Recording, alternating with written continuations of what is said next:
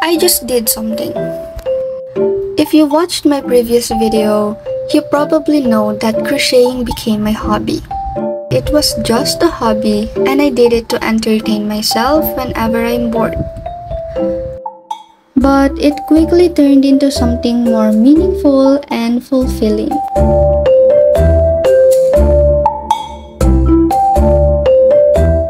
So guys, I started a small crochet business, and in this video, I will show you guys everything that went into creating this. But before we get into the rest of this video, let me show you my first baby steps into creating this business. Hey guys, it's Laika, and kung hindi nyo alam, nag-start ako ng crochet business. I'm here today to update you guys about my business. So, I already started. Pero hindi pa siya officially open. Like, nag-post lang ako para malaman nila agad.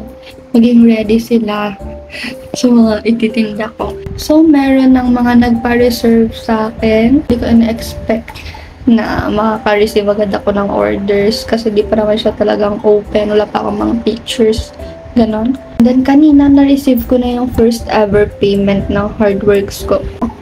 Oh my gosh. So, I received 250 kanina na una yung bayad na. Ang galing. I'm super grateful po. Anyways, I'll show you my workstations and my storage area. Ta-da!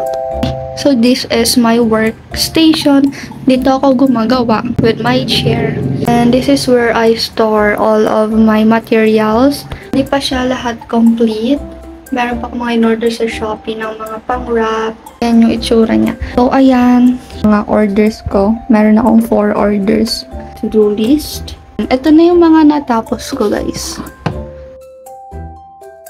Okay. Tada! Nandito yung mga money. Dito naman, nandito yung mga tools. And then yung crochet hooks. Oh, may paper bag pa pala ako dito.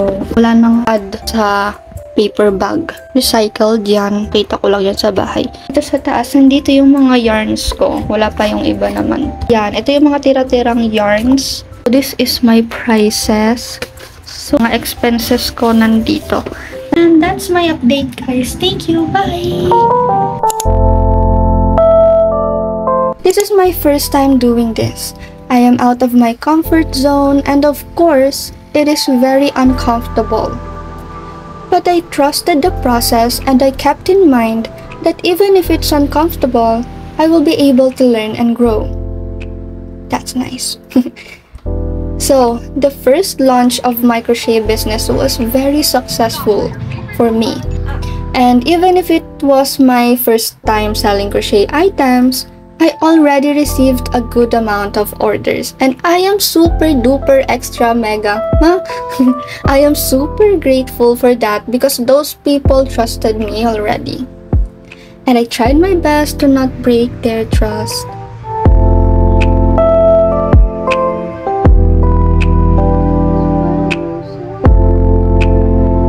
Okay guys, ito lahat ng orders sa akin. Meron ako ditong tulips. Yan, at ito pa. Hindi ko pa sila nadidikit. Here are all the tulips. Yung lavender, and this is the rose. Yan. While studying and keeping up with the deadlines of my school works, I also gave time for my business, and girl, it was hard. I had sleepless nights, I felt like a zombie, my fingers and back hurts, and even if I love crocheting, doing it for the business can also be pretty tiring. But I am super passionate about it, so I just continued doing it, even if I was super tired.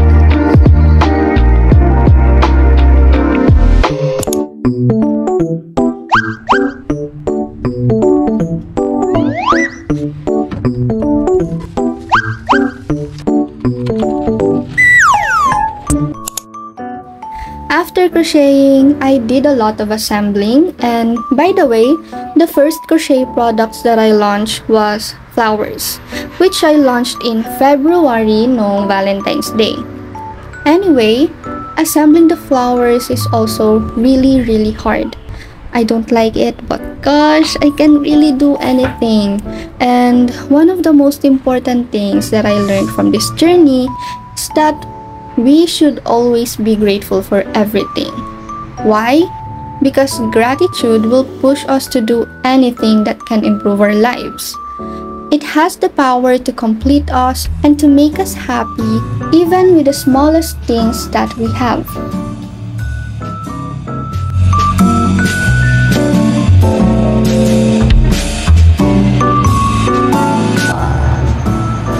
Very big too.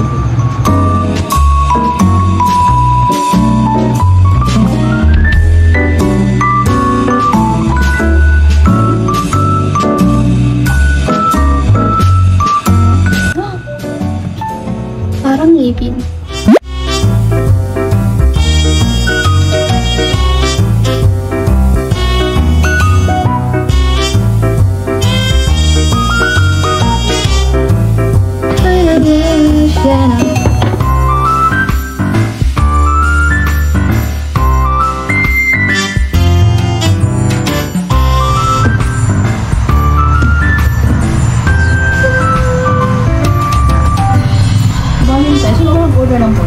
Ito yung isa pang order, tapos na siya. Tada! So cute, right? Oh my gosh, nakakapagod, guys. I also need to wrap the flowers because I offered bouquet wrappers to my customers. Super nakakaubos to ng pasensya, kaya tissue part pa lang hirap na talaga ako. Pero nagagawa ko naman silang tapusin, kasabay nga lang nun matapos ay pasensya ko. Hey.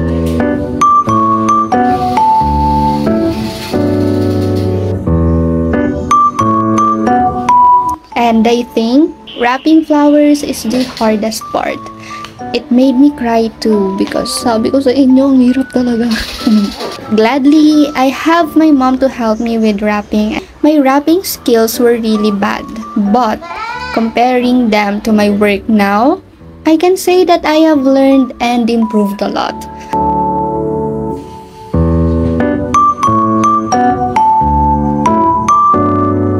Today's Sunday and it's currently 1:37 p.m. Yun, natapos ko na tong unahan ng sunflower. Tatapusin ko lang yung likod niya and then I'll be back. Dami ko nabiling ribbon. Oh my gosh, like, that is so amazing.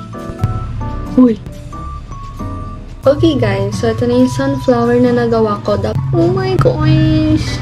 And nakaganyan siya, oh, diba? Medyo nakaharap sa sun. Pwede rin ganyan if I want to.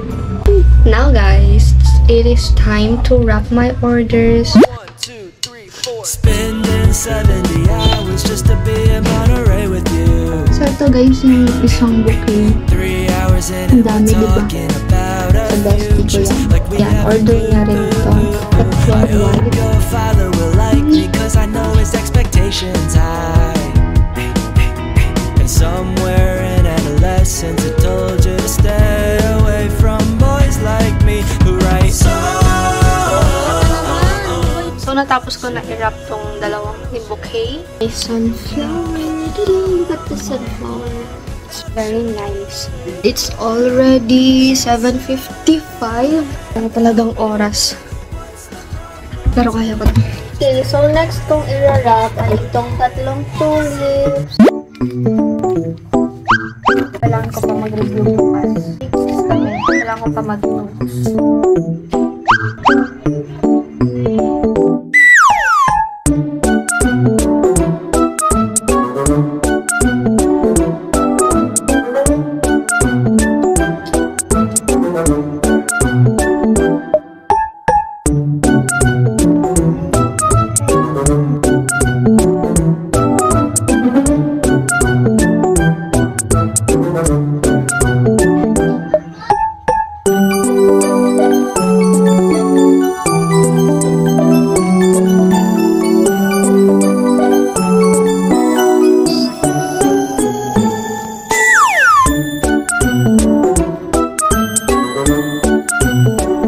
Guys, so magde-deliver ako ngayon. And ipe-prepare ko na yung mga i-deliver ko. Isa lang yun.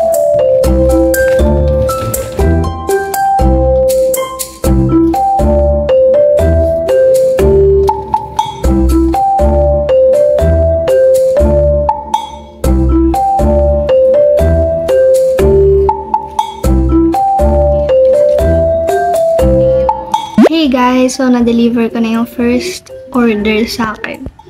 Oh my gosh, so di ko pwede pakita yung mukha nun kasi privacy. Ay pangalawang order sa akin. Wait lang guys, tas nakabalik-balik pa kami kasi nung una wala siya doon. Babalot pa ako ngayon. Malapit na matapos. Oh my G, kailangan ko pala bumili talaga tomorrow.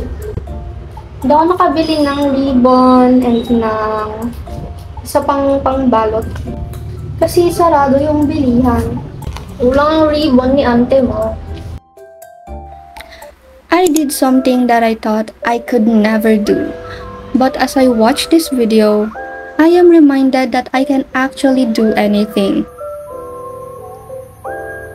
I always thought that I was fearless. But I realized just now that I actually don't think that I am fearless. I fear so many things. But I know that I can face and overcome my fears because I have the Lord to guide me. Always remember guys that God will not put us in a situation that we cannot face or overcome. God will always use those situations in our lives to help us grow and learn. We can overcome anything and we can do anything. Just trust the Lord and know that you always have Him. If you are scared of something, surrender that fear to the Lord. Breathe in and breathe out. And say to yourself, I can do anything because I have the Lord with me. The journey can be difficult, but we can face those difficulties because God is our strength.